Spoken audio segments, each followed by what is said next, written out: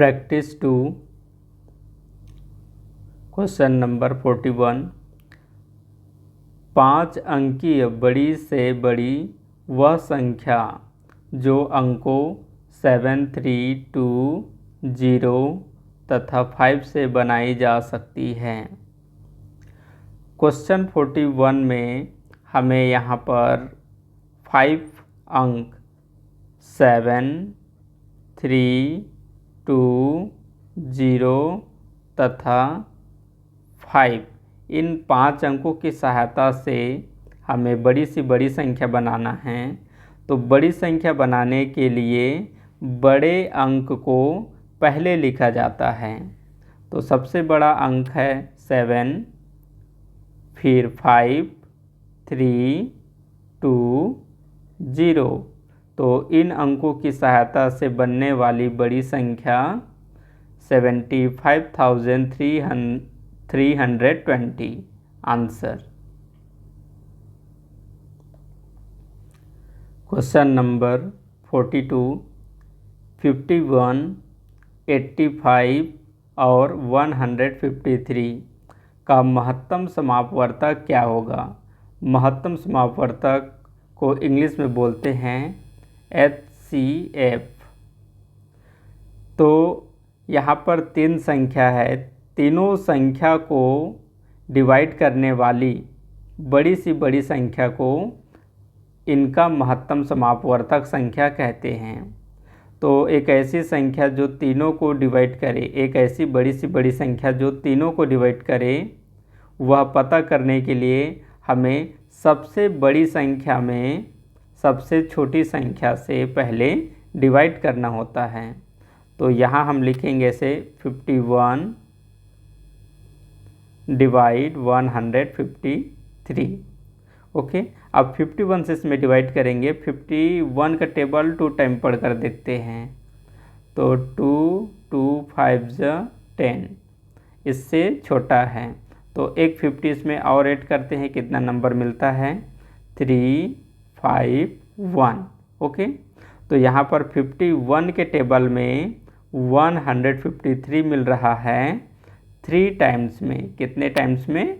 3 times में। तो यहाँ हम लिखेंगे 153 कितने टाइम्स में मिला है? 3 टाइम्स में। रिमाइंडर 0। ओके, तो HCF डिवीज़न की तरह होता है, लेकिन डिवीज़न में क्या है? आंसर हम कोसेंट को मानते हैं, भागफल को मानते हैं। लेकिन जब हमें महत्तम समापवर्तक पता करना होता है तो जो नंबर डिवाइड करता है, जिससे रिमाइंडर 0 आता है ना, तो डिवाइड करने वाले नंबर को ही महत्तम समापवर्तक मानते हैं।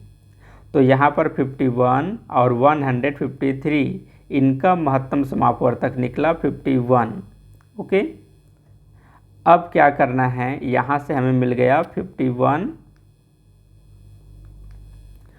अब हमें क्या करना है? जो एक बचा हुआ संख्या है, कौन सा संख्या बचा है? 85। ठीक, अब 85 में अगेन हमें 51 से डिवाइड करना है। जो अभी महत्तम समापवर्तक मिला है ना, उस नंबर से अब ये बचा हुआ नंबर 85 में डिवाइड करना है। क्योंकि 51 और 85 दोनों में कौन छोटा हो रहा है? 51 छोटा हो रहा है। तो छोटा से अब 85 बड़ा हो गया, 85 में डिवाइड करना है। ओके, तो यहाँ पर 51 का टेबल पढ़ेंगे तो देखो 2 टाइम में तो 102 हो जाता है, तो बड़ा है इससे 1 टाइम 51। तो यहाँ लिखेंगे 1, माइनस करेंगे 5 - 1 4, 8 - 5 3। ओके, अब यहाँ से आगे कैसे बनाते हैं ये मोस्ट इम्पॉर्टेंट है HCF सीखने के लिए। ठीक है, तो जैसे ही remainder number first divisor number से ये जब छोटा हो जाएगा तो ये डिवाइज़र नंबर को डिविडेंड नंबर बनाते हैं, अर्थात इसको भाज्य नंबर बनाते हैं। 51 इस तरफ आ जाएगा। ओके, अब 34 से इसमें डिवाइड करेंगे तो 1 ही टाइम हम टेबल पढ़ेंगे। 34 11 में 4 माइनस, ओके, तो 7 और 5 में 1 माइनस करेंगे तो 4 हो जाएगा। 4 में 3 माइनस 1 17। अब ये सेकेंड डिवाइजर नंबर से यहाँ का जो रिमाइंडर नंबर है छोटा हो गया, तो जैसे ही छोटा होगा तो डिवाइजर नंबर को डिविडेंट नंबर बनाना है, अर्थात भाज्य नंबर बनाना है। ठीक है। अब 17 1 जा 17 और 17 2 जा 34। ओके, तो यहाँ पर अंतिम डिवाइजर नंबर, अंतिम भाजक संख्या जो भाज्य को डिवाइड करके रिमाइंडर 0 लाता है ना, तो अंतिम भाजक संख्या जिससे रिमाइंडर 0 आता है, इसी नंबर को ही कहा जाता है महत्तम समापवर्तक। ठीक है, तो यहाँ पर फाइनली जो महत्तम समापवर्तक संख्या प्राप्त हो रहा है वह कौन सा है? 17, ऑप्शन ए में है। इसका दूसरा तरीका है ऑप्शन से बनाने का। ठीक है, तो जैसे आपको पता नहीं है कि इसका महत्तम समापवर्तक कैसे निकालते हैं, ठीक है, तो बस आप मीनिंग को समझो। महत्तम समापवर्तक मतलब क्या होता है? वह बड़ी से बड़ी संख्या जो इन तीनों को डिवाइड करे। ठीक, तो क्या करना है, इनमें से सबसे बड़ी संख्या को ले लो, 51 है ना, और 51 से तीनों में डिवाइड करो। यदि 51 तीनों को डिवाइड कर रहा है तो यही इसका महत्तम समापवर्तक हो जाएगा, लेकिन 51 डिवाइड नहीं करेगा। तब सेकेंड लार्जेस्ट नंबर ले लो, कितना है? 27। अब 27 से तीनों में डिवाइड करो। याद रहे तीनों डिवाइड होना चाहिए, कोई एक हो गया, दो हो गया तो ये महत्तम समापवर्तक नहीं होगा। उसके बाद जैसे इससे भी डिवाइड नहीं हुआ तो इससे डिवाइड करोगे। ठीक है, अच्छा सेकेंड में ये था बड़ा है ना, तो 32 से कर लेना था। इससे नहीं हुआ तो 27 से। ठीक, अब तीनों से डिवाइड नहीं हुआ तो 17 से डिवाइड करोगे, और 17 से डिवाइड करने पर तीनों डिवाइड हो जाएगा। ठीक है, तो एक आप इस प्रकार से बना सकते थे। तो याद रखें, महत्तम समापवर्तक मतलब होता है वह बड़ी से बड़ी संख्या जो दिए हुए संख्या को पूरी तरह डिवाइड करे। क्वेश्चन नंबर 43, 56 करोड़ 95 लाख 8,007 को लिखा जाता है। आपको बताना है कि 56 करोड़ 95 लाख 8,007 को अंकों में कैसे लिखा जाता है। तो इसका सरल तरीका है कि आप पीछे से प्लेस काउंट करो। ठीक है, तो इसके लिए आप ऐसे छोटा सा लाइन बनाओ, इकाई, दहाई, सैकड़ा। ठीक है, तो सैकड़े के बाद लगता है कॉमा, फिर 1000, 10,000। अब इधर 2 अंकों के बाद लगेगा कॉमा, फिर 10,000 के बाद लाख, 10 लाख, फिर 2 अंकों के बाद लगेगा कॉमा।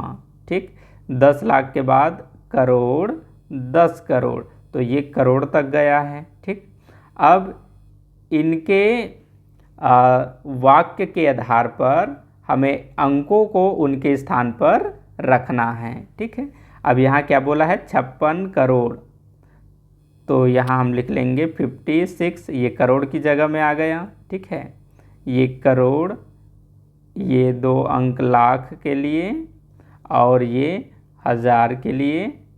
ठीक है, और ये आपके इधर को पता है सैकड़ा, दहाई और ये इकाई के लिए। ठीक, तो ये हो गया 56 करोड़। फिर क्या बोला है? 95 लाख। ठीक है, 95 लाख मतलब ये 95 किसको बोलते हैं? 95 को। ओके, और उसके बाद फिर क्या बोला है? 8,007। तो यहाँ पर जो 1000 में नंबर होगा वह क्या होगा? 8। तो यहाँ पर याद रखना 8 को इस स्थान पर मत लिखना। क्यों?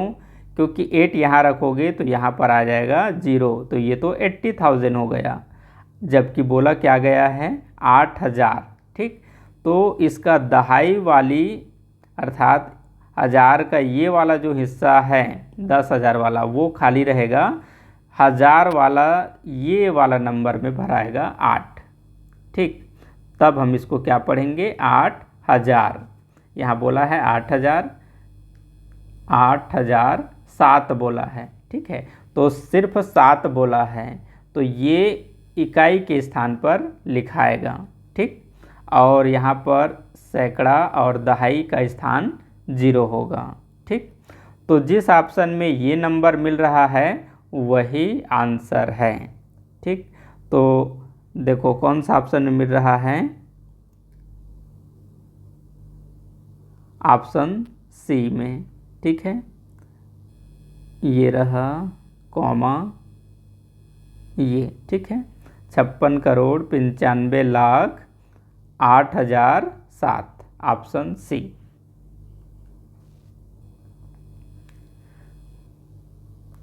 क्वेश्चन नंबर 44, 4,57,304 में 7 का स्थानीय मान ज्ञात करो। 7 का स्थानीय मान ज्ञात करना है। 2,57,304 में 7 का स्थानीय मान, तो स्थानीय मान निकालने के लिए जिस संख्या का स्थानीय मान पूछा गया है उस अंक को लिखिए और इस अंक के बाद जितना डिजिट है उतना 0 इसके पीछे में रखिए। तो इसके पीछे में 3 डिजिट है तो 3 0 रखिए। ठीक है, तो इस प्रकार 7 का स्थानीय मान हुआ 7000। आंसर ऑप्शन डी में है आंसर।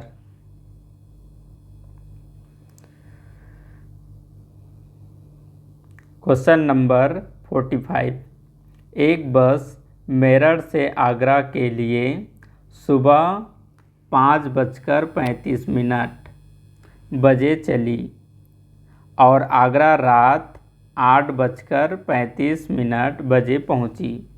आप बताइए कि बस ने आगरा पहुंचने में कितना समय लिया। हमें बताना है कि सुबह के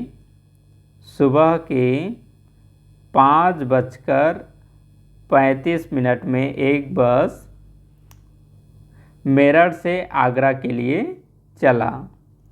ओके, और यह बस सुबह 8:35 में आगरा पहुंच गया। बस यहाँ कहाँ से चलना शुरू हुआ है, मेरठ, और मेरठ से चलना शुरू होकर कहाँ पहुँचा, आगरा। तो ये आगरा पहुँचने में, मेरठ से आगरा पहुँचने में उसको कितना समय लगा। ठीक है, तो ऐसे क्वेश्चंस का आंसर कैसे देते हैं, ये जो समय है कौन सा है, रात का है, यहाँ लिख लेते हैं रात। ठीक है, ऐसे क्वेश्चंस का सरल तरीके से आंसर देने के लिए क्या करते हैं, देखो ये सुबह का समय है 5:35 सुबह का समय है। ओके, और ये वाला दोपहर वाला समय है। ठीक है, रात है मतलब कि ये दिन के 12 बजे की बाद वाली समय है। ठीक है, तो ऐसे क्वेश्चन में क्या करते हैं, जैसे कि घड़ी टाइम में हम 12 लिखते हैं, 12 के बाद 1 लिखते हैं, तो ऐसे लिखते लिखते अभी आप 8 बजे तक चलो। ठीक है, पहले ध्यान दो, मैं समझा रहा हूँ कैसे बनाना है। तो 12 के बाद 1 बजेगा, फिर 2, 3, 4, 5, 6, 7, 8। ठीक है, 8 बजे तक हम चले गए। यहाँ रात का 8 बजे बोला गया था, है ना, तो दिन का 12 बजेगा, फिर 1 बजेगा, 2, 3, 4, 5, 6 शाम हो गया, 7, फिर 8 ये रात हो गया। ठीक, तो घड़ी टाइम हम इस प्रकार से गिनते हैं। इस क्वेश्चंस को सॉल्व करने के लिए आपको क्या करना है, घड़ी टाइमिंग को 24 घंटे के आधार पर गिनना है। तो 12 के बाद जो 1 होता है उसे 13 पढ़ो, और 2 को 14, इस प्रकार से 3 15, 4 16, और 5 17, 6 18 और 7 19 और 8 20। ठीक, तो यहाँ पर 8:35 को लिखो। 8 का मतलब कितना बजे से है, 24 घंटे के अनुसार 20 है ना। तो 8:35 को लिखो 20:35। ठीक, और ये जो सुबह की समय है उसे इसमें माइनस कर दो। 5:35 को इसमें माइनस कर दीजिए। तो ये 0 0 और 10 में 5 माइनस 5 और 2 में 1 माइनस 1 15। ठीक है, तो ये 15 का मतलब क्या है, आवर है, घंटे हैं, घंटे 15 घंटे, ऑप्शन डी में है। ठीक, तो सुबह 5:35 मेरठ से कोई गाड़ी चलता है और वह रात्रि 8:35 में गंतव्य स्थान पर पहुंचता है, तो उसको लगने वाला समय 15 घंटे होंगे। Question number 46। कोई आदमी 5 वर्षों के लिए धन 5% वार्षिक साधारण ब्याज पर उधार देता है। यदि उसे 6,250 रुपया धनराशि प्राप्त होती है तो उसका मूलधन कितना होगा। इस क्वेश्चन का आंसर निकालने के लिए आपको सबसे पहले लिखना होगा कि कौन क्या चीज़ है। ठीक है, जैसे कि यहाँ पर 5 वर्ष दिया है। ठीक, तो ये 5 वर्ष क्या कहलाता है, समय। तो समय बराबर 5 ईयर या 5 वर्ष लिख सकते हैं। ठीक है, तो समय बराबर 5 वर्ष और 5% वार्षिक साधारण ब्याज। ठीक, तो ये 5% क्या है, दर है। 5% क्या है, दर, जिसमें प्रतिशत का चिन्ह लगा है वह दर है। अब 5 वर्ष है और 5% दर है और उस व्यक्ति को वापस धनराशि प्राप्त हो रहा है 6,250। ठीक है, तो यहाँ पर व्यक्ति को जो धनराशि प्राप्त हो रहा है 6,250, यह मिश्र धन है। यह क्या है, मिश्र धन है और आपको पता करना है उसका मूलधन। तो आप सभी को पता है कि मिश्र धन में 2 धन शामिल होता है, अर्थात 2 धन को एक साथ मिलाने पर मिश्र धन बनाते हैं। ठीक है, तो पहला होता है मूलधन और दूसरा है ब्याज, अर्थात मूलधन और ब्याज को मिलाकर जो रुपया हमें प्राप्त होता है उसे मिश्र धन बोलते हैं। ठीक, और मिश्र धन में पूछा जा रहा है मूलधन की वैल्यू। ठीक, अर्थात यदि हमें ब्याज मिल जाए तो ब्याज को मिश्र धन में हम माइनस कर देंगे तो क्या मिल जाएगा, मूलधन मिल जाएगा।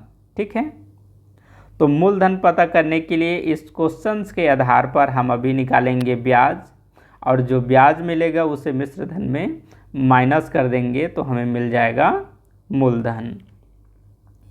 ओके, तो ऐसे क्वेश्चन को कैसे सॉल्व करते हैं जिसमें वैल्यू मिश्र धन का दे रखा है और मिश्र धन दे रखा है, समय दे रखा है, दर दे रखा है, तो इन तीनों की सहायता से कैसे ब्याज निकालते हैं। तो इसके लिए है एक फार्मूला। ठीक है, फार्मूला कुछ नहीं है, वो हमारे अंडरस्टैंडिंग है। ठीक है, जैसे ये मिश्र धन है, मिश्र धन, तो मिश्र धन बराबर क्या होता है, मिश्र धन बराबर होता है मूलधन प्लस ब्याज, अर्थात मिश्र धन 2 धन से मिलकर बना है, मूलधन प्लस ब्याज से। ठीक है, तो यहाँ पर लिखा है मिश्र धन और मिश्र धन का वैल्यू दे रखा है, तो मिश्र धन की जगह पर उसके वैल्यू को लिखो 6,250, यहाँ पर इक्वल का चिन्ह लगाओ। ठीक है, मूलधन, अब क्वेश्चंस के आधार पर मूलधन हमें पता करना है, अर्थात मूलधन अभी हमें पता नहीं है, तो माना कि मूलधन x रुपया है। ठीक, अब यहाँ से प्लस का प्लस लिखेंगे। ब्याज, तो ब्याज, यहाँ पर ब्याज लिखा है तो ब्याज का जो फार्मूला है वो हम यहाँ पर यूज़ कर लेते हैं। ठीक है, तो साधारण ब्याज या ब्याज बराबर होता है मूलधन, तो मूलधन को हमने क्या माना है x, मूलधन गुणा दर गुणा समय बटे 100। ओके, और अब हम इसे सॉल्व करेंगे। ठीक है, तो देखो कैसे सॉल्व करते हैं। 6250 बराबर, ठीक, सबसे पहले मल्टीप्लाई को ऊपर से सॉल्व कर लेंगे x प्लस, चलो इसको भी छोड़ते हैं, ऊपर वाली नंबर को सॉल्व करेंगे तो 5 के टेबल 5 टाइप 25 और मल्टीप्लाई x करेंगे तो ऊपर में आ जाएगा 25x। ठीक है, 25x। अब 100 और x का हम मल्टीप्लाई करेंगे तो कितना हो जाएगा 100x। ये 100x हमें ऊपर का नंबर मल्टीप्लाई जो 25x आया है ना, ये मल्टीप्लाई करने पर जो 25x आया है उसे 100x के साथ ऐड करेंगे, तो 100x के साथ में 25 को ऐड करेंगे तो ये बन जाएगा 125x। ठीक है, तो x का हमने 100 से मल्टीप्लाई किया है और इस नंबर के साथ में ऊपर को हमने ऐड किया है, तो यहाँ से x हट जाएगा और प्लस भी हट जाएगा, नीचे में सिर्फ 100 रहेगा। ठीक है, अब आगे ऐसे क्वेश्चन को कैसे सॉल्व करते हैं। ऐसे क्वेश्चंस में हमें x की वैल्यू निकालना है तो इन दोनों की आपस में मल्टीप्लाई होगा। ठीक है, और इस मल्टीप्लाई को हम ऊपर में लिखेंगे 6250 मल्टीप्लाई 100 अपॉन या बाई पढ़ते हैं। यहाँ पर हमें x की वैल्यू निकालना है। ठीक है, तो x को छोड़ दीजिए, इसका जो गुणांक है 125 उसे नीचे लिखिए। ओके, तो 125 से यदि मल्टीप्लाई का सिंबल है तो इससे हम इस तरफ या मल्टीप्लाई के बाद दोनों में से कोई एक को डिवाइड कर सकते हैं, या कोई एक संख्या ऊपर का और एक संख्या नीचे का लेकर उसका लोवेस्ट फॉर्म निकाल सकते हैं। ठीक है, तो यहाँ पर हम ट्राई करते हैं कि 125 से ये कितने टाइम में डिवाइड है, तो 1 टाइम में तो 125 ही होगा। ठीक है, 2 टाइम में जैसे ये 1 है तो 2 टाइम में 200 हो रहा है, यहाँ तो 6000 तक गया है। ठीक है, इसके टेबल में यह नंबर कितने टाइम में आएगा यह जानने के लिए आप डिवाइड करो 6250 डिवाइड 125। ओके, तो 25 का टेबल कितने टाइम पढ़ सकते हैं, चलो हम 5 टाइम्स पढ़ कर देखते हैं। तो 5 5 25 कैरी 2 10 और 2 12 कैरी 1 5 और 1 6। ओके, 5 टाइम में आ गया। 125 का टेबल 5 टाइम रीडिंग करने पर आया 625। कितने टाइम्स में आया 5 टाइम्स में। ठीक है, 0 बच गया, पीछे रख लेंगे तो 50 आ गया। तो 125 ने ऊपर के नंबर को डिवाइड किया 50 टाइम्स में, तो यहाँ लिखेंगे 50 और 100 से मल्टीप्लाई करेंगे तो 100 का 2 0 पीछे रख देंगे। ठीक है, तो इस प्रकार यह बना 5000। तो 5000 क्या है x की वैल्यू, और x का मतलब हमने क्या माना था, मूलधन माना था। ठीक, अर्थात मूलधन बराबर आ गया 5000, मूलधन बराबर आ गया 5000। ठीक है, तो हमें मूलधन पता करना था। ओके, अब जैसे ब्याज पूछा जाता, ठीक है, यदि ब्याज पूछ लिया जाता तो हमें क्या करना था, जो मिश्र धन है, मिश्र धन में ये मूलधन को माइनस कर देंगे। यदि मिश्र धन में मूलधन को माइनस कर देंगे तो हमें क्या मिल जाएगा, ब्याज। तो ये जो राशि है यह क्या है, ब्याज, ठीक। और यह राशि क्या है, मूलधन। तो मूलधन और ब्याज को जोड़ देंगे तो वापस क्या मिल जाएगा, मिश्र धन, ठीक है। तो इस क्वेश्चंस के माध्यम से आपने डायरेक्ट निकाल लिया मूलधन को, ठीक है। तो इस प्रकार से इसे बनाया जाता है।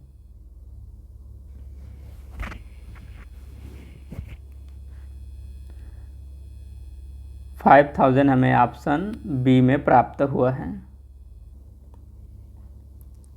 क्वेश्चन नंबर 47, एक ट्रेन जिसकी लंबाई 50 मीटर है 200 मीटर लंबे प्लेटफॉर्म को 20 सेकंड में पार करती है, तो ट्रेन की चाल कितनी है। ऑप्शन देखिए, ट्रेन की चाल पूछा है किलोमीटर प्रति घंटा में। तो देखिए यहाँ पर चाल को किलोमीटर प्रति घंटा में पूछा गया है, तो तब तक आप इसको पता नहीं कर सकते हो जब तक इस रेलगाड़ी की चाल आपको पता ना चले। यहाँ पर पूछा जा रहा है चाल, तो चाल बराबर क्या होता है, दूरी बटे समय। चाल बराबर दूरी बटे समय। अब इस क्वेश्चंस में आपको दूरी और समय को पहचानना है, ठीक है।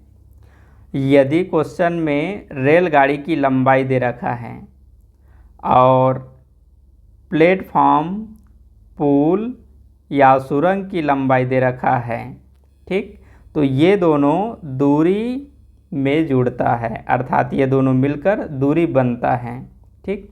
तो दूरी बराबर हम लिखेंगे रेलगाड़ी की लंबाई 50 मीटर प्लस प्लेटफॉर्म की लंबाई 200 मीटर, ठीक। तो याद रखो यहाँ पर दूरी बराबर में आपको बताना है रेलगाड़ी की लंबाई और प्लेटफॉर्म की लंबाई, ये दोनों जुड़कर क्या बनेंगे, दूरी, ठीक है। यहाँ पर 200 लिखना है। तो 50 और 250, दूरी बराबर 250 मीटर। और समय कितना है, 20 सेकेंड। समय कितना है, 20 सेकेंड, ओके। तो अभी हमें चाल प्राप्त नहीं हुआ है। चाल किसे कहते हैं, इकाई समय में तय की गई दूरी। तो इसका मतलब क्या है कि 20 सेकेंड में गाड़ी 250 मीटर की दूरी तय करता है, ठीक। तो 1 सेकेंड में कितना दूरी तय करेगा। रेलगाड़ी की द्वारा जो 1 सेकेंड में जितना दूरी तय करेगा उसे हम उसका चाल कहेंगे। तो चाल पता करने के लिए 20 से 250 में डिवाइड करेंगे, तो 0 से 0 कैंसिल, ओके। और 2 से 25 में डिवाइड करोगे तो यहाँ पर 2 का टेबल 1 टाइम, फिर 2 का टेबल 2 टाइम पढ़ेंगे और यहाँ पॉइंट लगाएंगे और उसके बाद इसे सॉल्व करेंगे तो ये 0.5 आ जाएगा, ओके। तो अब 12.5 ये क्या है, मीटर, और इतना मीटर को तय करने में गाड़ी को समय क्या लगा, सेकेंड का, मतलब 1 सेकेंड का। तो 1 सेकेंड में जितना दूरी तय किया गया उसे हम कहते हैं चाल। तो अब यहाँ पर हमें मीटर प्रति सेकेंड की चाल प्राप्त हो गया। अब इस चाल को किलोमीटर प्रति घंटा में चेंज करना है, ओके। यहाँ पर यही मोस्ट इम्पॉर्टेंट है। आप में से कई लोग इस चाल को निकालोगे मीटर प्रति सेकेंड में। अब आगे इसको क्या करना है वहाँ पर आप लोगों को समझ में कई लोगों को नहीं आएगा, ठीक है। तो वो ऑप्शंस देखकर समझना है। आप जो चाल निकाले हो मीटर प्रति सेकेंड में है और पूछा गया है किलोमीटर प्रति घंटा में, तो इस चाल को अब किलोमीटर प्रति घंटा में चेंज करना होगा, ठीक है। तो 12.5 मीटर और मीटर को चेंज करना है किलोमीटर में। तो मीटर को किलोमीटर में चेंज करने के लिए 1000 से डिवाइड करते हैं, ओके। तो ये मीटर को हमने किलोमीटर में चेंज कर लिया, ठीक है। और इसका मतलब फ्रैक्शन से है, तो हम एक फ्रैक्शन ले लेते हैं। अब यहाँ पर सेकेंड है, ठीक है, 1 सेकेंड, सेकेंड का मतलब 1 सेकेंड। तो ये 1 सेकेंड को अब चेंज करना है किसमें, घंटा में। तो 1 सेकेंड में जितना 1 घंटे में जितना सेकेंड होता है उतना को हम सेकेंड से डिवाइड करेंगे तो वह घंटा में परिवर्तन होता है, ठीक है। अर्थात सेकेंड को घंटे में बदलने के लिए जो 1 घंटे में 3600 सेकेंड होता है उससे हम सेकेंड में डिवाइड कर देंगे तो ये घंटा में परिवर्तित हो गया। अब इसे कैसे सॉल्व करते हैं, देखो यहाँ दशमलव के बाद एक अंक है ना, यहाँ दशमलव के बाद एक अंक है तो यहाँ से दशमलव हटाओ और 1 0 इसके नीचे रख दो, ठीक। अब इसको सॉल्व करेंगे तो 125 बाई 1000 और ये मेन फ्रैक्शंस को यहाँ पर डिवाइड के रूप में लिखते हैं और इसे 1/3600 लिखेंगे, ठीक। तो इस नंबर की मल्टीप्लाई इससे और इस नंबर की मल्टीप्लाई इससे, ठीक है। भिन्न संख्याओं की जब भाग करते हैं तो ये इस नंबर की मल्टीप्लाई इसके नीचे से और नीचे वाली नंबर की मल्टीप्लाई ऊपर से, ठीक है। तो 125 × 3 600, नीचे लिखेंगे 1000 का मल्टीप्लाई 1 से तो यहाँ पर 1000 होंगे, ठीक है। तो ये 2 0 से इसका 2 0 कैंसिल कर लिए,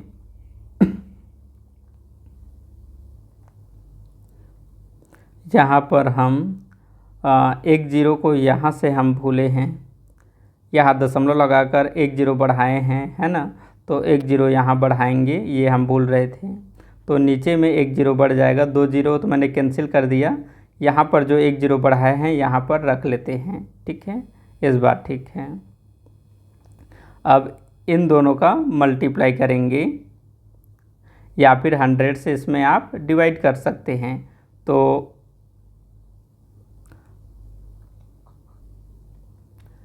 125 और 36 का मल्टीप्लाई करेंगे तो हमें आंसर मिलेंगे 4500, ओके। और 100 से हम इसे डिवाइड करेंगे तो 100 कैंसिल हो जाएगा ऊपर के 2 0 से, क्या बच गया 45, ओके। तो इसे हमने किस में चेंज किया है, किलोमीटर प्रति घंटा में। 45 किलोमीटर प्रति घंटा ऑप्शन सी में है, किस में है, ऑप्शन सी में, ओके। तो इसे हम और सरल तरीके से बना सकते थे फार्मूले से, ठीक है। ये तो बेसिक तरीका है, फार्मूले से भी हम इसका आंसर निकाल सकते थे। तो देखिए फार्मूले से कैसे इसका आंसर निकालेंगे। यहाँ पर चाल किस में निकला, मीटर प्रति सेकेंड में, 12.5 मीटर प्रति सेकेंड है। तो मीटर प्रति सेकेंड की चाल को चेंज करना है किलोमीटर प्रति घंटा में। तो छोटी इकाई को बड़ी इकाई में चेंज करते हैं। तो बड़ा नंबर 18 और छोटा नंबर 5 नीचे आ जाएगा, ठीक है। अर्थात मीटर प्रति सेकेंड को किलोमीटर प्रति घंटा में चेंज करने के लिए 18/5 से मल्टीप्लाई करते हैं, ठीक है। तो यहाँ पर दशमलव है, दशमलव यहाँ से हटाकर 1 0 इसके पीछे रख दो, ठीक। और यहाँ पर इन दोनों का मल्टीप्लाई करूँ, ठीक है। तो हम यदि 125 और मल्टीप्लाई 8 करते हैं तो हमें आंसर मिलता है 1000, ओके। इन दोनों की मल्टीप्लाई कितना हो जाएगा 1000 और यहाँ पर 50 से हम डिवाइड करेंगे तो 1 0 से 1 0 कैंसिल हो जाएगा, ओके। यहाँ मैंने मल्टीप्लाई गलत कर दिया है।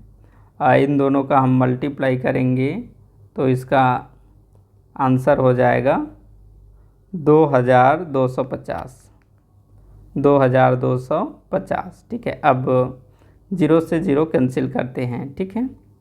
अब डिवाइड करेंगे 2 2 5 में 5 से, तो 20 आ गया 4 टाइम में, माइनस करने पर 2 ये माइनस, और 5 के टेबल में 25 आया 5 टाइम में। ठीक है, तो आंसर हमें सेम मिला 45 किलोमीटर प्रति घंटा।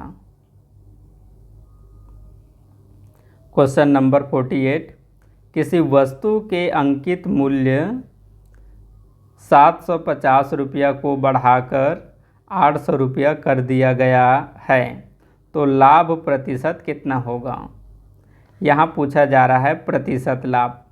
तो आप सभी को पता है कि प्रतिशत लाभ बराबर होता है, प्रतिशत लाभ बराबर होता है लाभ गुणा 100 बटे क्रय मूल्य।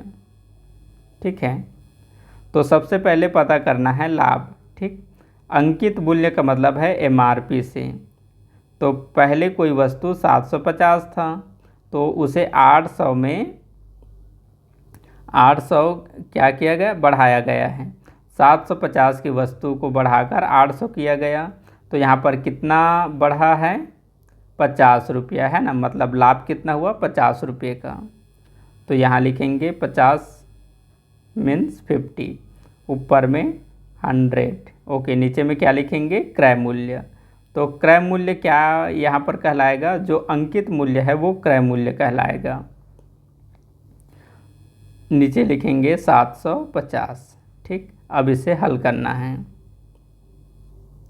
0 से 0 कैंसिल हो जाएगा, या फिर इस तरफ का भी कैंसिल कर सकते थे, इस 0 से इस 0 को।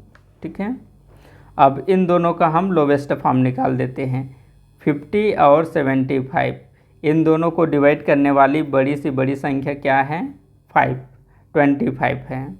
तो 25 के टेबल में 50 आएगा 2 टाइम में, और यहाँ से बचा मल्टीप्लाई 10, और 25 के टेबल में 75 आएगा 3 टाइम में। ठीक है, इन दोनों की मल्टीप्लाई 20, और नीचे में क्या है 3, तो 3 से इसमें डिवाइड करो। 3 5 15 और 3 6 18, 6 टाइम। माइनस कीजिए, कितना बचा 2। ठीक, ये रिमाइंडर नंबर 3 से छोटा हो गया। अब आगे ऑप्शन को देखो, मिश्र भिन्न में ऑप्शन पूछा है। ठीक है, तो इस नंबर को मिश्र भिन्न में चेंज करेंगे। तो 3 का टेबल जितने टाइम पढ़े हैं उसको बोलते हैं होल नंबर। तो होल नंबर को पहले लिखा जाता है। ठीक, और नीचे में जो नंबर है डिवाइज़र नंबर है ना, उसे नीचे में ही लिखा जाएगा, और जो नंबर बचा है उसे ऊपर में। ठीक, तो इस प्रकार से जो प्रतिशत लाभ है वह 6 होल 2/3, 6 सही 2/3% है। ठीक है, देखो ऑप्शन हमें मिल रहा है डी में। क्वेश्चन नंबर 49, किसी संख्या के 9/11वें भाग एवं 2/11वें भाग का अंतर 77 है। ठीक है, तो वह संख्या निम्न में से कौन सी है। देखो ऐसे क्वेश्चंस को कैसे बनाते हैं, ध्यान दीजिए। किसी संख्या के, तो वह संख्या कौन सा है हमें पता नहीं, तो मान लेते हैं कि वह संख्या x है। ठीक है, तो x का 9/11वां भाग हमें पता करना है। तो x का 9/11वां भाग को कैसे लिखेंगे, ये x, और का मतलब मल्टीप्लाई, के की मतलब मल्टीप्लाई। x का 9/11 भाग को लिखेंगे ऐसे। ठीक है, तो x का ये हो गया 9/11वें भाग। अब क्या बोला है, इसी संख्या का 2/11वां भाग। तो इसी संख्या मतलब कि संख्या को हमने क्या माना है x, और x का फिर अगेन हमें क्या निकालना है 2/11वां भाग।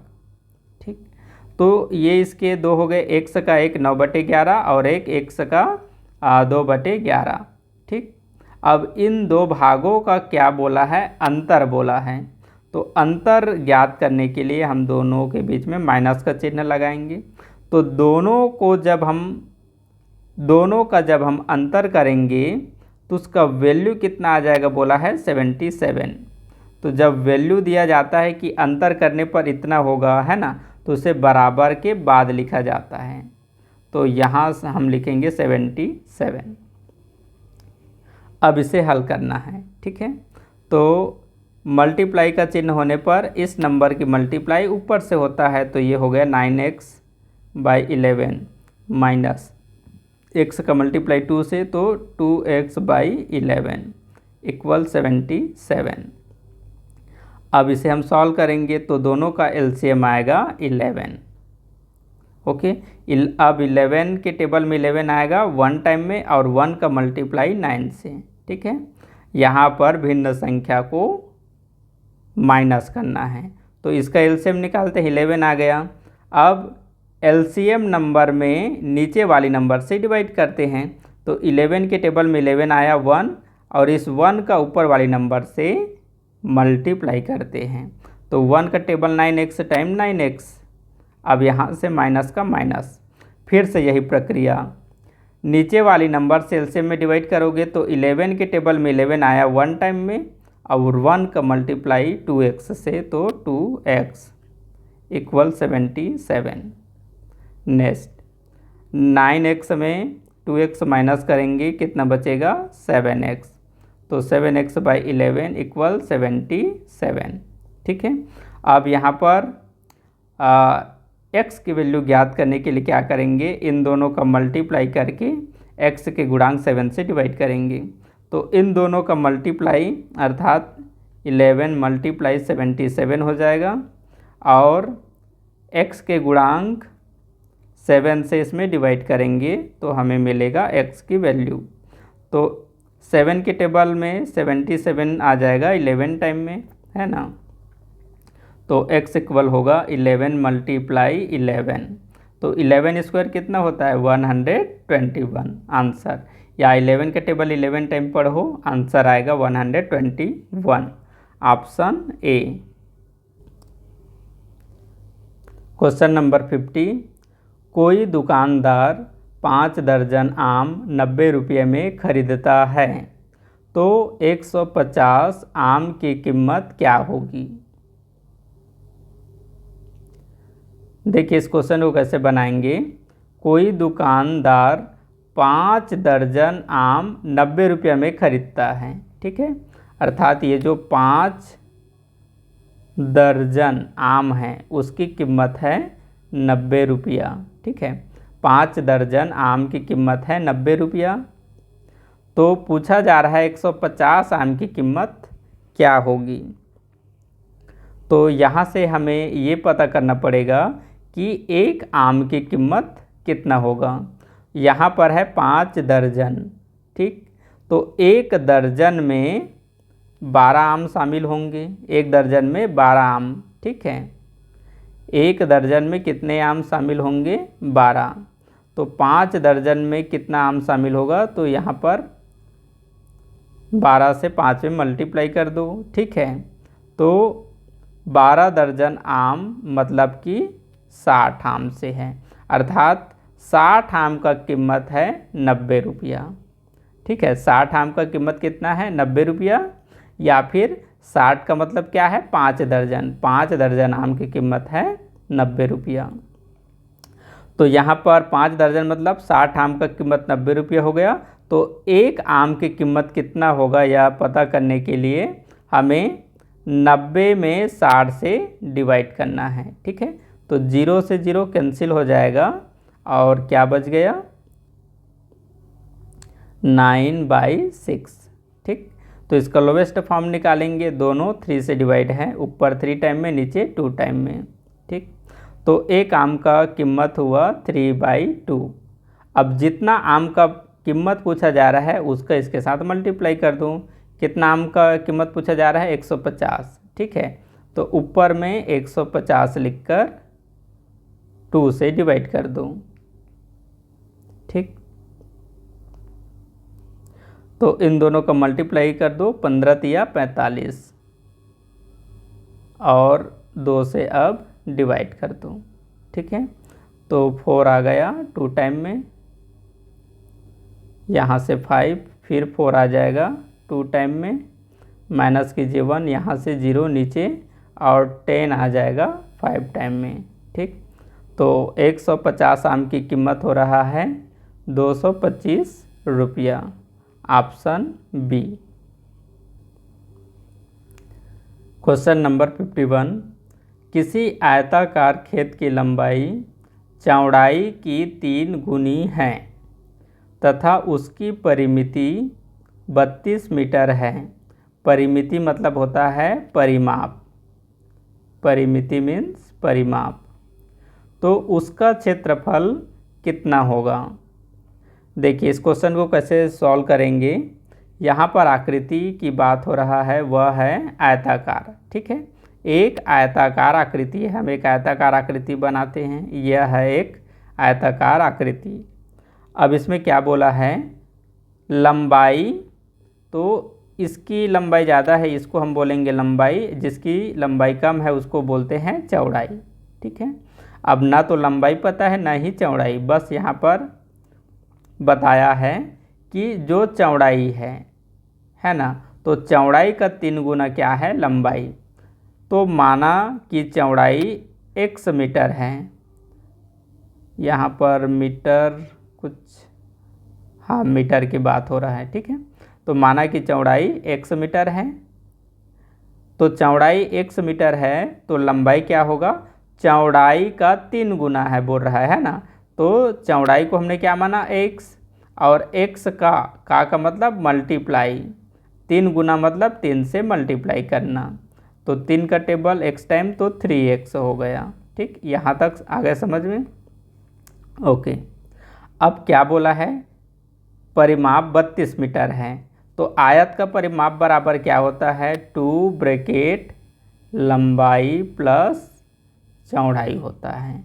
ठीक, और यदि इसका वैल्यू दे रखा है तो यहाँ पर बराबर करके आपको लिखना है 32 मीटर। ओके, अब इसके फार्मूला में इसका हम वैल्यू रखेंगे। देखो ये फार्मूला कब यूज़ करते हैं, परिमाप निकालने के लिए। तो यहाँ पर परिमाप निकाल कर दे दिया है, इसलिए बराबर लिखकर 32 लिखना है। तो यहाँ से 2 लिखेंगे। देखो लंबाई का वैल्यू कितना है, 3x, यहाँ हम लिखेंगे 3x प्लस चौड़ाई, चौड़ाई की वैल्यू क्या है, x। ठीक, यहाँ से लिखेंगे 32। अब इसे कैसे सॉल्व करते हैं, पहले इसको सॉल्व करते हैं। देखो ब्रैकेट की अंदर वाली संख्या का 2 से मल्टीप्लाई करना है, 2 का टेबल 3 टाइम, 2 का टेबल 3x टाइम तो 6x हो जाएगा, प्लस 2 का टेबल x टाइम तो 2x होगा, और यहाँ पर 32। इन दोनों को ऐड कर देंगे, 6x और 2x 8x, और 32 में हम यहाँ पर x की वैल्यू ज्ञात करने के लिए 8 से 32 में डिवाइड करेंगे। तो 8 के टेबल में 32 कितने टाइम्स में आएगा, 4 टाइम में। तो x की वैल्यू क्या निकला, 4, अर्थात चौड़ाई का वैल्यू कितना होगा, 4। ओके, तो लंबाई का वैल्यू क्या हो जाएगा, x का मतलब कितना निकला है, 4 है ना। तो 4 से यहाँ पर 3 में मल्टीप्लाई करेंगे तो 3 4 जा 12, अर्थात लंबाई कितना निकला, 12। अब क्या पूछा है, आयत का क्षेत्रफल कितना होगा। तो आयत का क्षेत्रफल बराबर होता है लंबाई गुणा चौड़ाई, लेंथ इंटू ब्रेथ। तो लंबाई 12, चौड़ाई 4, दोनों का मल्टीप्लाई। ठीक है, तो 12 दूनी 24, 12 तिया 36 और 12 चौक 48, तो 48 वर्ग मीटर, 48 वर्ग मीटर। ऑप्शन किस में मिल रहा है, सी में।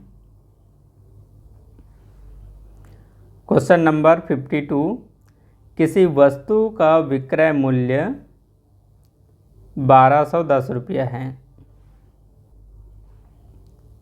यदि लाभ 10% का हो तो उसका क्रय मूल्य कितना होगा।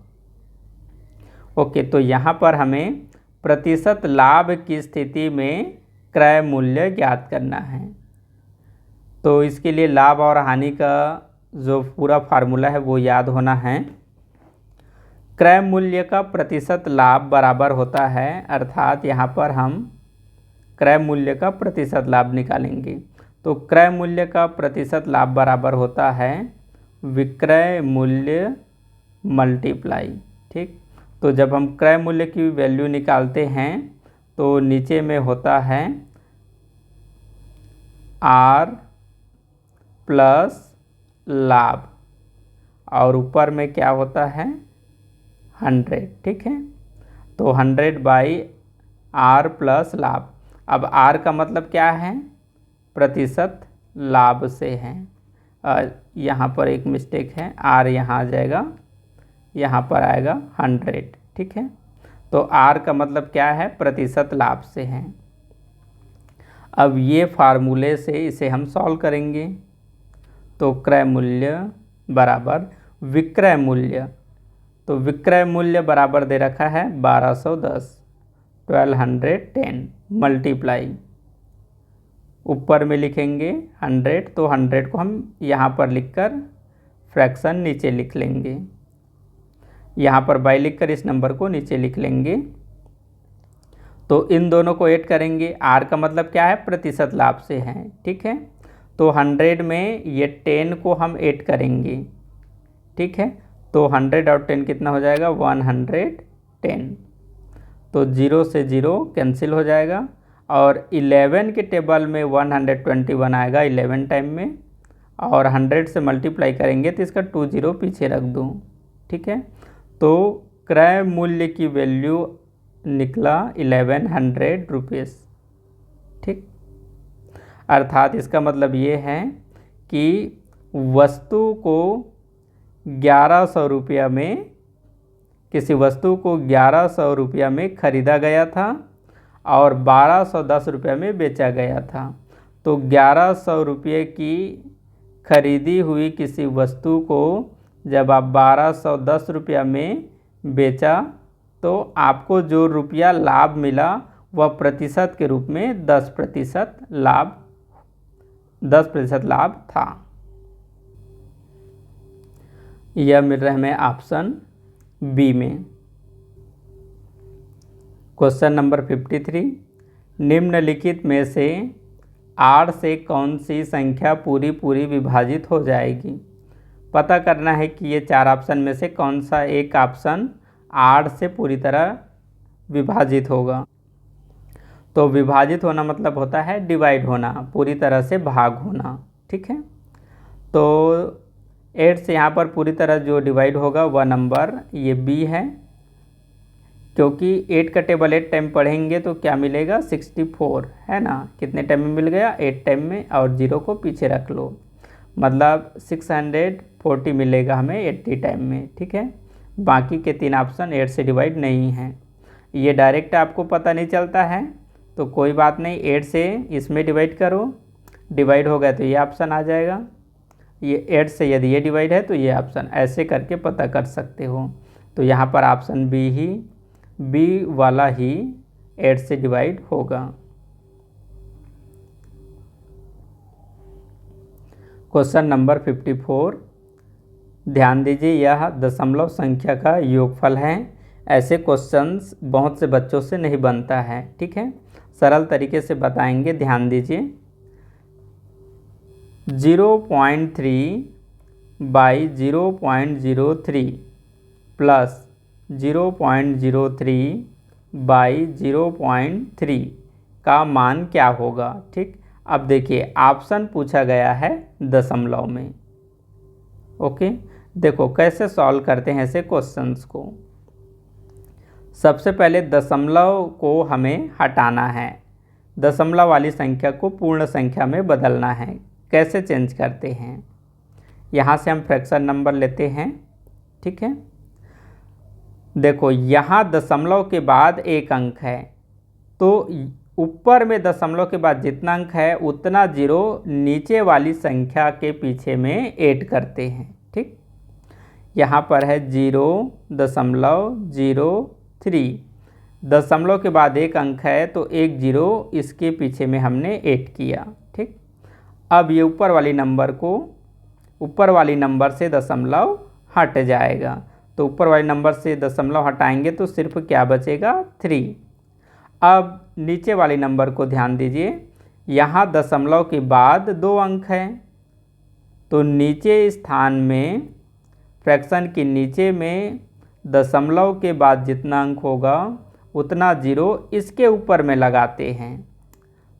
तो 2 अंक है, 2 जीरो ऊपर में लगाए। ठीक है, और जब यहाँ दशमलव के बाद जितना अंक था उतना जीरो ऊपर लगा दिए तो यहाँ से दशमलव हट जाएगा, तो दशमलव हटेगा तो यह इस प्रकार से नंबर बनेंगे। ठीक है, और किसी अंक के सामने में जीरो है तो ये भी हट जाएगा।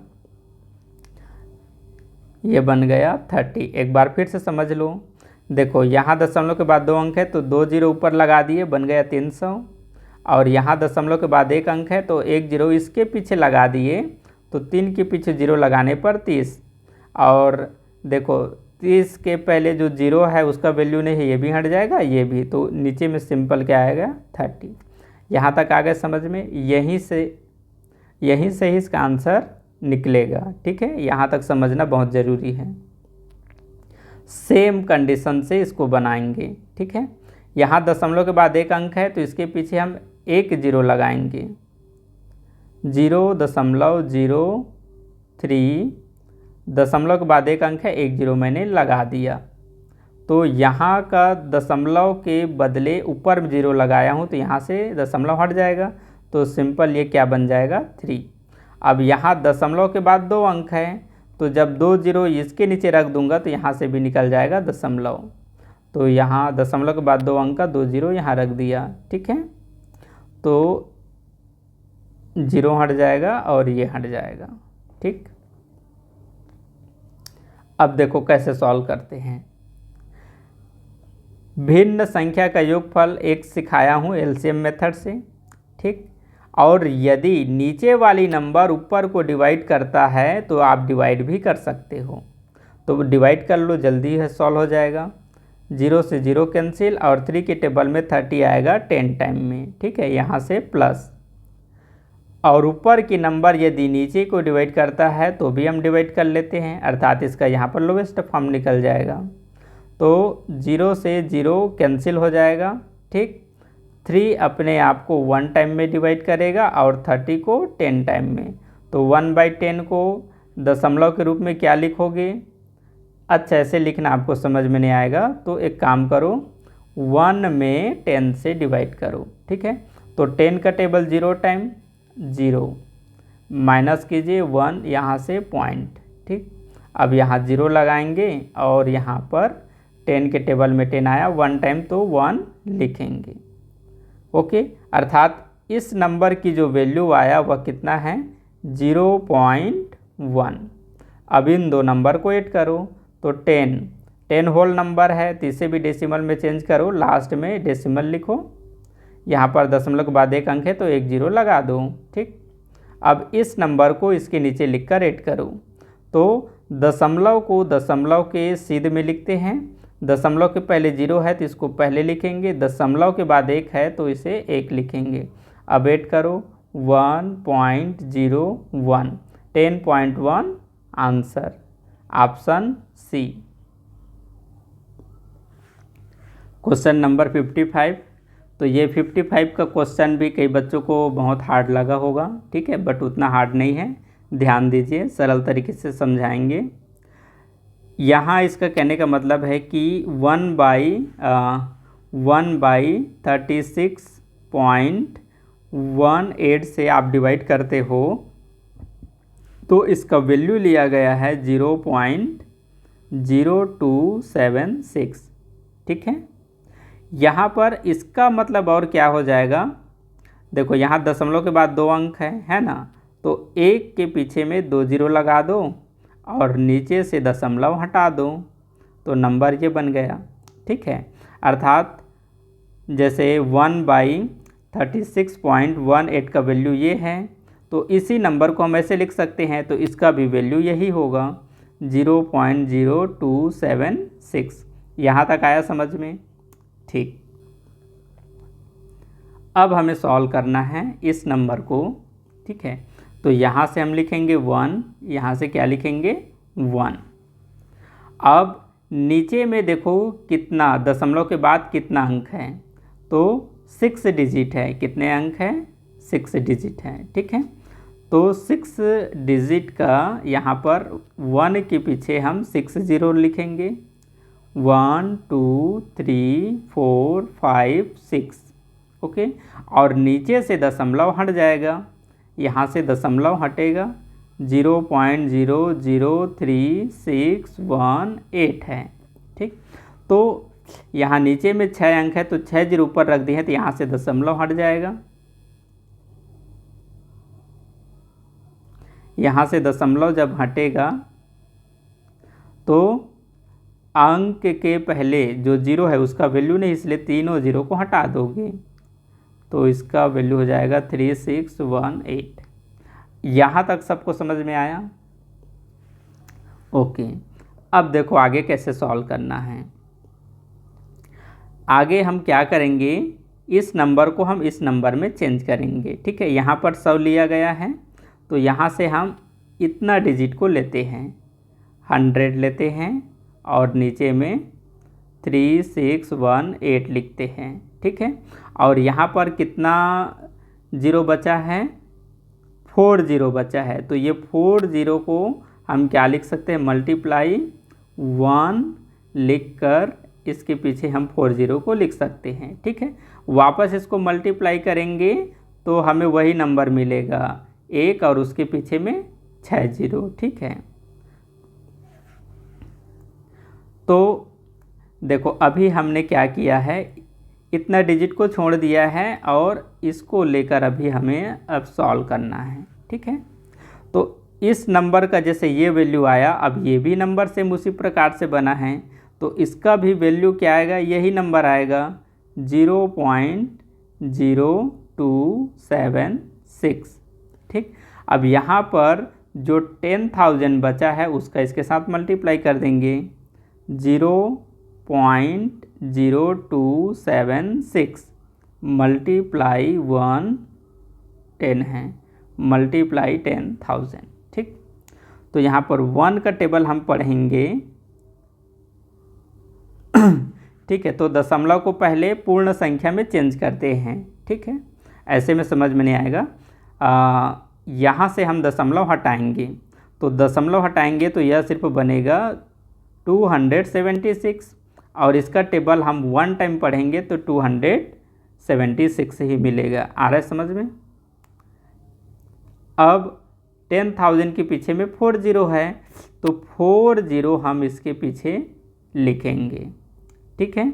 लेकिन ये तो दशमलव वाला था, तो दशमलव लगाने की काम अब हम करेंगे। देखो यहाँ दशमलव पीछे से 4 अंकों के बाद लगा है, 1 2 3 4, और यहाँ पर डेसिमल, तो यहाँ जो डेसिमल लगा है अब यहाँ पर हम लगाएंगे पीछे से 4 अंक गिनो, फिर दशमलव लगाओ, तो 1 2 3 4 और दशमलव लग जाएगा यहाँ पर, ठीक है। 276 ये आंसर आ रहा है, ठीक है। बट आप लोग के जो प्रैक्टिस बुक है उसमें इसका आंसर 2760 लिया गया है, ठीक है। तो मैं कैलकुलेटर भी यूज़ करके देखा हूँ, इस नंबर का मल्टीप्लाई 10,000 से करने पर आंसर 276 ही आ रहा है, बट उसमें 2760 लिया गया है, ठीक है। तो आंसर आप इसे मानो 276 को। आपके बुक के अकॉर्डिंग में ऑप्शन में ये बी को लिया गया है, बट इसका एक्चुअल आंसर मैं इसको 2-3 बार बनाकर देखा हूँ, ये वाला आ रहा है, ठीक है। तो इसका आंसर ऑप्शन ए को मानेंगे। क्वेश्चन नंबर 56, एक वर्ग को नहीं, ये का होगा, ठीक है। एक वर्ग का क्षेत्रफल 64 वर्ग सेंटीमीटर है, उसका परिमाप क्या होगा? क्या बताना है यहाँ पर, वर्ग का परिमाप बताना है। ठीक, इसमें एक याद रखो, यदि आकृति की बात हो रहा है, वर्गाकार आकृति, आकृति में बात हो रहा है वर्गाकार आकृति, क्षेत्रफल का मतलब क्या होता है, किसी समतल आकृति के द्वारा ये जो स्थान घेरा गया है ना, तो इस घेरे हुए स्थान को कहते हैं क्षेत्रफल। तो ये घेरा हुआ जो क्षेत्रफल है वह 64 वर्ग सेंटीमीटर की जगह है। ठीक है, तो यदि वर्गाकार आकृति का पहले से क्षेत्रफल दे रखा है तो इसकी भुजा निकाला जाएगा। पहले क्या निकाला जाएगा, भुजा। तो वर्ग का क्षेत्रफल में भुजा मतलब क्या है, इसके 4 साइड निकालना है, अर्थात ये वाला साइड कितना होगा, तो वर्ग में जितना एक साइड होता है उतना इसका पूरा 4 साइड की वैल्यू होता है। ठीक है, तो वर्ग का क्षेत्रफल पहले से दे रखा है, तो यहाँ पर वर्ग के क्षेत्रफल से हम इसका भुजा निकालेंगे। क्या निकालेंगे, भुजा। ठीक है, तो वर्ग का क्षेत्रफल दे रखा है, तो वर्ग का क्षेत्रफल यदि दे रखा है तो इसका वर्गमूल इसकी भुजा कहलाता है। ठीक है, तो 64 का वर्गमूल कौन सा नंबर होगा, 8, अर्थात 8 का टेबल 8 टाइम पढ़ने पर क्या आता है, 64 आता है। ठीक, तो इसकी एक भुजा कितना बना, 8। यहाँ पर भी 8 लिखो, यहाँ पर भी 8, यहाँ पर भी 8, यहाँ पर भी 8। पूछ रहा है परिमाप। परिमाप मतलब क्या होता है, चारों भुजाओं का योगफल। तो यहाँ पर 8 को इस 8 से जोड़ो, 16 हो गया, इस 8 से जोड़ो 24 हो गया, 24 को 8 से जोड़ो 32 हो गया। ठीक, तो चारों भुजा के योगफल को ही क्या कहते हैं, परिमाप, अर्थात भुजाओं का जो योगफल है उसी को कहते हैं परिमाप। तो वर्ग में 4 भुजा होता है ना, वर्ग में कितना होता है, 4 भुजा। तो वर्ग का परिमाप बराबर क्या होता है, 4 गुणा भुजा होता है। ठीक, तो ये 4 का 4 और भुजा भी कितना निकला है, 8, तो दोनों का मल्टीप्लाई। ठीक है, 8 चौक 32 या फिर 4 अट्ठे 32। ठीक, तो 32 सेंटीमीटर आंसर। इसे भी ध्यान रखना है, कभी कभी जैसे 32 दो जगह पर दे दिया, यहाँ पर भी 32, यहाँ पर भी, एक में लिखा है मीटर और एक में लिखा है सेंटीमीटर। तो यहाँ पर देखो क्षेत्रफल सेंटीमीटर में है। ठीक, तो इसका परिमाप हम क्या किस में निकालेंगे, सेंटीमीटर में ही निकालेंगे। मीटर वाला दे दिया है 32 मीटर, तो वो ऑप्शन गलत हो जाएगा, तो ये ध्यान रखना है।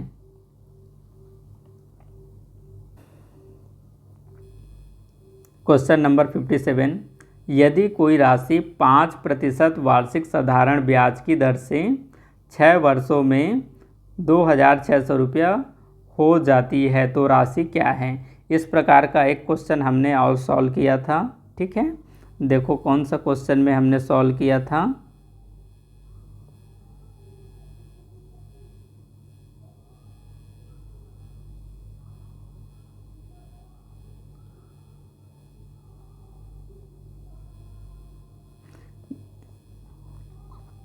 इस प्रकार के क्वेश्चन हमने सॉल्व किया है।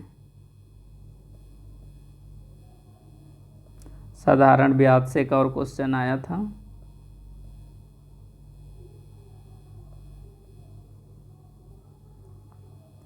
क्वेश्चन नंबर 46 में है। ठीक है, कौन से नंबर पर है, 46 में। तो ये 46 के क्वेश्चन को हमने जैसे सॉल्व किया था सेम ऐसे ही सॉल्व कर। ओके, तो क्वेश्चन नंबर 57, यदि कोई राशि 5% वार्षिक साधारण ब्याज की दर से 6 वर्षों में 2600 हो जाती है तो वह राशि क्या होगी। ठीक है, वह राशि क्या होगी। तो यहाँ पर वह राशि का मतलब यहाँ पर मूलधन पूछने से है। ठीक है, तो यहाँ पर मूलधन हम निकालेंगे। मिश्र धन बराबर दे रखा है 2600। ठीक, और मिश्र धन जो है दो धन से मिलकर बनता है मूलधन प्लस ब्याज से। तो माना कि मूलधन x है और यहाँ पर ब्याज, तो ब्याज की फार्मूला हम रखेंगे। साधारण ब्याज बराबर होता है मूलधन गुणा दर 5 गुणा समय, कितना दिया है 6/100। ठीक, इन दोनों का मल्टीप्लाई, तो ये 6 पंचे 30, 30x हो जाएगा, और 100 और x का मल्टीप्लाई 100x, और 100x में ये 30 को प्लस करेंगे तो 130x हो जाएगा। यहाँ से प्लस हटेगा, प्लस हटेगा, 100 रहेगा। ठीक है, अब इन दोनों का मल्टीप्लाई करेंगे। 2600 मल्टीप्लाई 100, x की वैल्यू निकालेंगे तो 130 से यहाँ डिवाइड करेंगे। ओके, तो 0 से 0 कैंसिल, और 13 के पहाड़ा में 26 आएगा 2 बार में, तो 13 दूनी 26, 1 0 बचा है पीछे रखेंगे, और 100 से मल्टीप्लाई करेंगे तो 100 का 2 0 पीछे। ठीक, तो मूलधन आया 2000, ऑप्शन सी में। क्वेश्चन नंबर 58, एक व्यक्ति 600 मीटर लंबा पुल 5 मिनट में पूरा पार कर लेता है। व्यक्ति की गति किलोमीटर प्रति घंटा में क्या होगी? तो ये जो ऑप्शन दे रखा है वह किस में है? किलोमीटर प्रति घंटा में है। ठीक है, तो देखो, एक चाल को दूसरे चाल में आप तब तक बदल नहीं सकते जब तक कि पहला व्यक्ति का यहाँ पर चाल प्राप्त ना हो जाए। ठीक है, यहाँ पर आपको ये पता चल रहा है कि 5 मिनट में व्यक्ति 600 मीटर लंबा पुल पार कर रहा है, तो ये इसका चाल नहीं कहलाएगा। 1 मिनट में जितना लंबा पुल तय करेगा, ठीक, उसे हम इसका क्या कहेंगे? चाल, क्योंकि चाल का मतलब होता है यूनिट इकाई। तो 1 मिनट में तय की गई दूरी कितना होगा, उसी को हम कहेंगे चाल। तो चाल बराबर होता है दूरी बटे समय। दूरी है 600 मीटर और समय है 5 मिनट। तो 5 1 जा 5, 10 आ जाएगा 2 टाइम में 0। 120, तो 120 क्या है? मीटर। ठीक, और 120 मीटर को तय करने में लगा कितना समय? 1 मिनट का। ठीक है, तो यहाँ पर चाल है मीटर प्रति मिनट में, अर्थात एक व्यक्ति यदि 5 मिनट में 600 मीटर की दूरी तय करता है तो वही व्यक्ति 1 मिनट में 120 मीटर की दूरी तय करेगा। ठीक, तो 1 मिनट में ये तय की गई दूरी है, तो यही है चाल। अब इस चाल को चेंज करना है किलोमीटर प्रति घंटा में। ठीक है, तो इसका मतलब क्या है? 120 मीटर प्रति मिनट का, इसका मतलब है 120/1। तो 1 का मतलब 1 मिनट से है और 120 का मतलब मीटर से है। तो अब मीटर को चेंज करना है किलोमीटर में। मीटर को चेंज करने के लिए, मीटर को किलोमीटर में चेंज करने के लिए 1000 से डिवाइड करते हैं। तो 120 में 1000 से डिवाइड करूँ। ओके, और मिनट को चेंज करना है घंटा में, तो मिनट को घंटा में चेंज करने के लिए 60 से डिवाइड करते हैं। ठीक है, अब इसे लिखो, यहाँ से लिखो 120/1000, ये मेन फ्रैक्शन बन जाएगा डिवाइड, और इस नंबर को लिखो 1/60। ठीक, अब भिन्न संख्याओं के डिवाइड में ऊपर का नीचे से मल्टीप्लाई करो और नीचे का ऊपर से। ठीक है, तो इन दोनों का मल्टीप्लाई करके ऊपर लिखना 120 × 60, और 1000 का 1 से मल्टीप्लाई 1000 हो जाएगा। 1 0 से 1 0 कैंसिल, 1 0 से 1 0 कैंसिल। ठीक है, और ये 12 पंचे 60, 12 छक्के 72। ठीक, 72 डिवाइड करने के लिए क्या बचा है? 10। तो 10 से इसमें डिवाइड करोगे, आंसर आएगा 7.2 आंसर। अच्छा, चाल है तो यहाँ पर लिख देते हैं किलोमीटर प्रति घंटा, आंसर 7.2 किलोमीटर प्रति घंटा, ऑप्शन बी। क्वेश्चन नंबर 59, एक संगीत समारोह में प्रथम श्रेणी के लिए 15% टिकट आरक्षित है। यदि सारे टिकट बिक गए हैं तथा प्रथम श्रेणी के 171 टिकट है तो कुल कितने टिकट बिके हैं? देखिए, इस क्वेश्चन को कैसे सॉल्व करेंगे। ये जो 100 सॉरी, ये जो 15% दिया है यह किसका वैल्यू है? प्रथम श्रेणी। ठीक है, एक संगीत समारोह है। ठीक है, एक संगीत समारोह है, तो संगीत सुनने के लिए अलग अलग उसका एक श्रेणी होता है जहाँ पर लोग बैठकर उसका संगीत सुनेंगे। ठीक है, तो जो पहले श्रेणी पर बैठा है उनके लिए जो टिकट की आरक्षण है वह कितना है? 15%। ठीक है, यहाँ बताया है कि प्रथम श्रेणी के लिए 15% टिकट आरक्षित है। और दोबारा यहाँ पर यह भी बताया है कि जो प्रथम श्रेणी अर्थात जो 15% जो प्रथम श्रेणी है उसका वैल्यू 171 टिकट से है। अर्थात इसका मतलब ये है कि ये जो 15% है यह 171 टिकट के बराबर है। ठीक है, 15% क्या है? प्रथम श्रेणी के लिए आरक्षित टिकट है, तो प्रतिशत में यह 15 है और टिकट के रूप में यही 15% 171 हैं। अब बताना है कुल कितने टिकट बिके। ठीक है, तो देखो एकदम सरल है, बस ये पढ़ने में कठिन है, सॉल्व करने में सरल है। प्रतिशत को हम क्या लिखते हैं? बटा 100 लिखते हैं, तो ऐसे बटा 100 लिख दो। ठीक है, ये बराबर है 171। तो 15% मतलब 15/100, तो 15% का वैल्यू है 171, तो बराबर लिखो 171।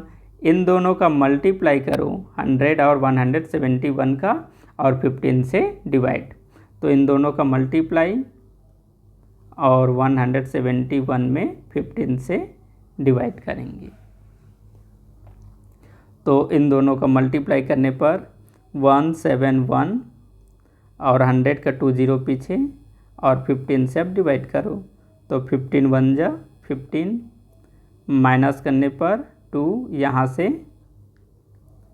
से लिए 1, 15 1 जा 15, माइनस करेंगे 11 में 5 माइनस 6 और 1 में 1 माइनस 0, यहाँ से 6 नीचे।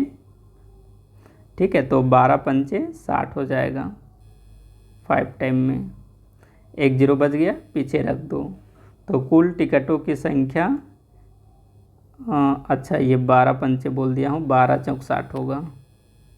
ठीक है, तो अच्छा मैंने 12 का पाड़ा पढ़ दिया है, 15 है। ठीक है, बोलने में मिस्टेक हो गया, तो ये 15 1 जा 15 1 टाइम, यहाँ से 1 लिए, फिर से 15 1 जा 15 1 टाइम, और यहाँ पर माइनस करने पर 6 बचा और ये 0 नीचे। ठीक है, और ये 15 चौक कितना होता है? 60, और एक 0 बच गया तो इसको पीछे रख दिए। ठीक है, ये डिवीज़न मैं बना दिया हूँ, तो ऑप्शन मिल रहा है सी में।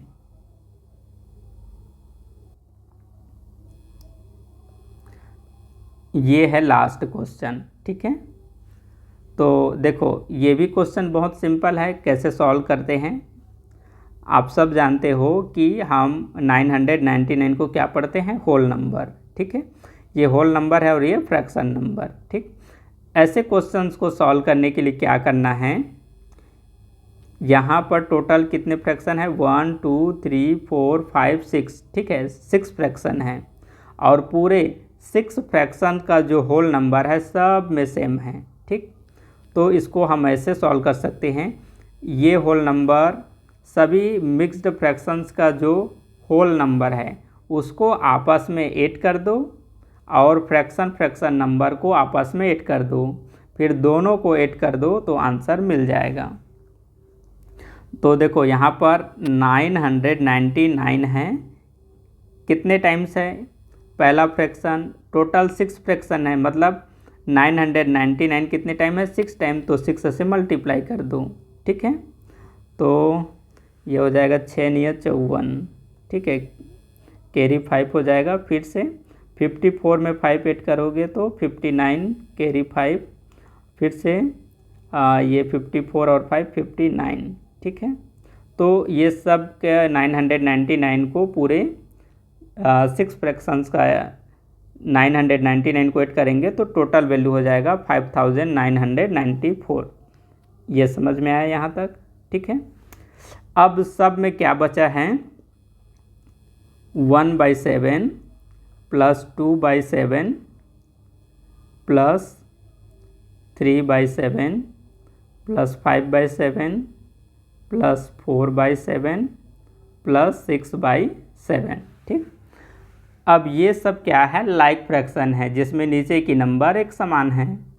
ओके, यदि नीचे की नंबर का वैल्यू एक समान है तब बहुत ही सिंपल है, एलसीएम निकालेंगे तो नीचे में सिर्फ 7 है तो एलसीएम आएगा 7 और बाकी ऊपर के नंबर को ऐड कर देंगे। ठीक है, तो ये हो गया 3, 6, 11, 15 और 6, 21। कितना आया, 21। ठीक है, अब 7 इसको डिवाइड भी कर रहा है, कितने टाइम में, 3 टाइम में, तो इसी 3 को इस नंबर में ऐड कर दो, 7, 9, 9, 5, 5997, 5997 ऑप्शन ए। ओके, तो अभी भी किसी को कोई क्वेश्चन में डाउट है तो वीडियो को दोबारा देखो, जो क्वेश्चन डाउट है इसे पीछे करके उसी जगह को ज़्यादा देखो। ठीक है, जो क्वेश्चन में डाउट है उसी क्वेश्चन को आप रिपीट करके देखो।